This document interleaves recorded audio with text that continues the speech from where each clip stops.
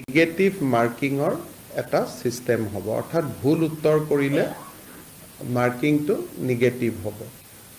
সেইদিনাখন মই ফেচবুকত কৈছিলোঁ তাৰপিছত আপোনালোকে বহুতে প্ৰচাৰো কৰিছে এইবাৰৰ যিটো পৰীক্ষা ই অলপ খুব এটা চ্যালেঞ্জিং এক্সাম হ'ব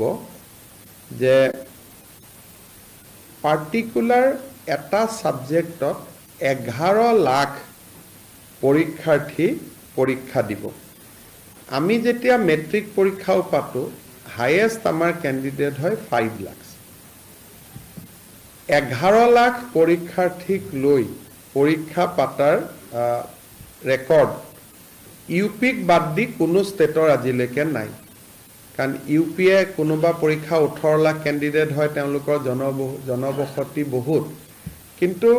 অসমত 11 লাখৰ কোনো পৰীক্ষা আজিলৈকে কেতিয়াও কোনেও অনুষ্ঠিত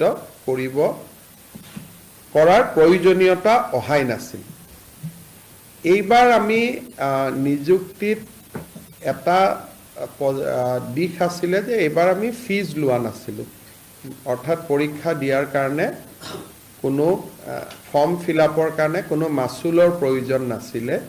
সেই কাৰণে নাম্বাৰটো বাঢ়িলে দ্বিতীয়তে ফাৰ্স্ট পৰীক্ষাটোত যেটো এটা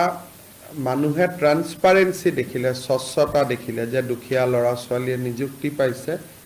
হিউ প্ৰেৰণা যোগালে তাৰ ফলত 11 লাখ ক্যান্ডিডেট হৈ গল মই ইমান আশা কৰা নাছিলো পৰীক্ষা পতাটো আমাৰ বাবে এটা খুব চ্যালেঞ্জ হ'ব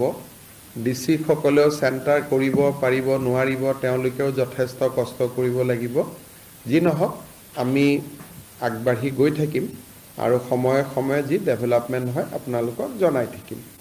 পুলিচ শিক্ষক বা হেলথ ডিপাৰ্টমেন্টৰ প্ৰবলেম নাই প্ৰবলেমটো অকল এই গ্ৰেড 3 আৰু গ্ৰেড 4 ৰ পাৰ্টিকুলাৰ দুটা সাবজেক্টতে আছে